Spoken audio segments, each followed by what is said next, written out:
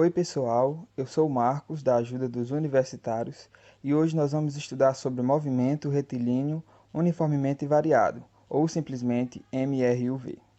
O movimento retilíneo uniformemente variado, ele existe quando um objeto se movimenta com uma velocidade que varia de maneira constante em um determinado período de tempo, ou seja, em uma determinada trajetória. O corpo que se desloca ele possuirá uma determinada velocidade no início do trajeto e uma velocidade diferente no final do trajeto. O corpo se desloca com velocidades diferentes em uma trajetória e a variação de velocidade em um determinado período de tempo é constante. E a essa variação a gente vai chamar de aceleração, que é uma nova grandeza que vai compor o nosso estudo, tá certo? Existem alguns exemplos do nosso dia a dia que a gente pode estar associando ao MRUV, que vai desde situações mais complexas, como por exemplo elevadores, trens, carros, ônibus, e situações também mais simples, por exemplo quando algo cai da sua mão.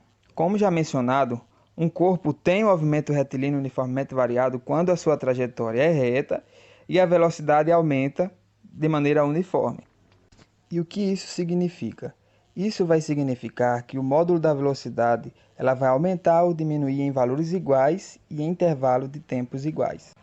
Dando continuidade ao assunto de MRUV, vamos observar algumas figuras para podermos compreender melhor esse assunto. Observe essa figura e veja que o carro está em movimento retilíneo uniformemente variado.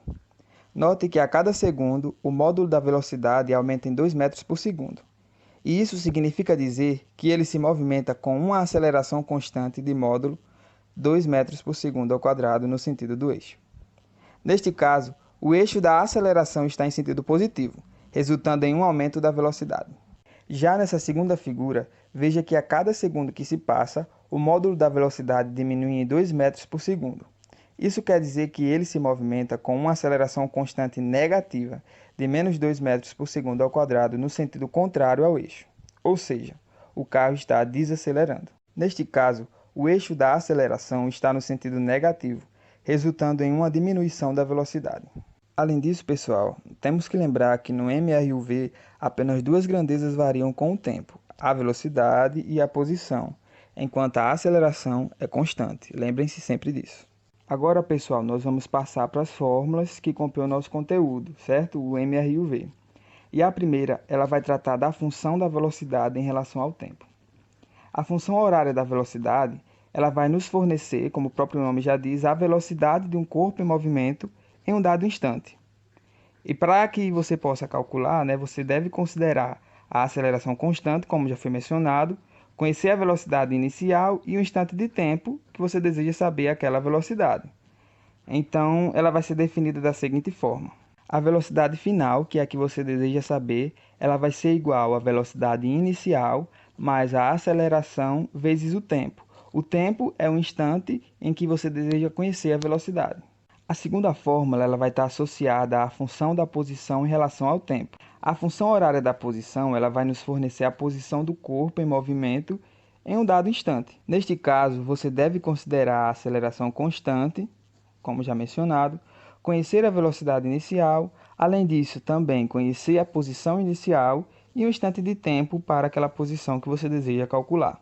A função horária da posição é definida por a posição final, que é a que você deseja conhecer, será igual à posição inicial, mais a velocidade inicial, vezes o tempo, mais 1/2 da aceleração vezes o tempo ao quadrado.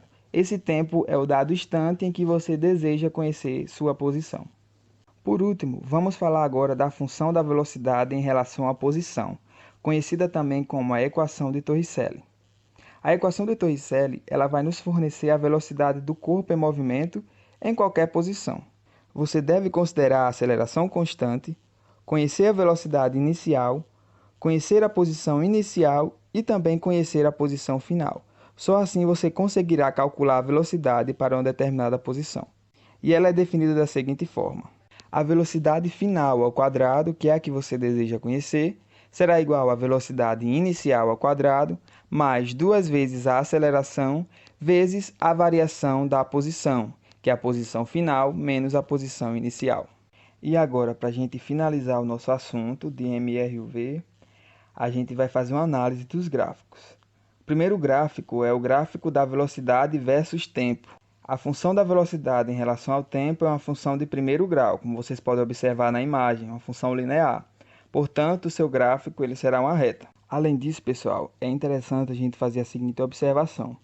Se vocês observarem, a área sobre a curva desse gráfico, ela vai ser igual ao módulo de deslocamento do corpo nesse intervalo de tempo. Então, uma maneira mais simples e rápida de você calcular o deslocamento nesse gráfico é justamente calculando a área que está sobre esse gráfico, certo?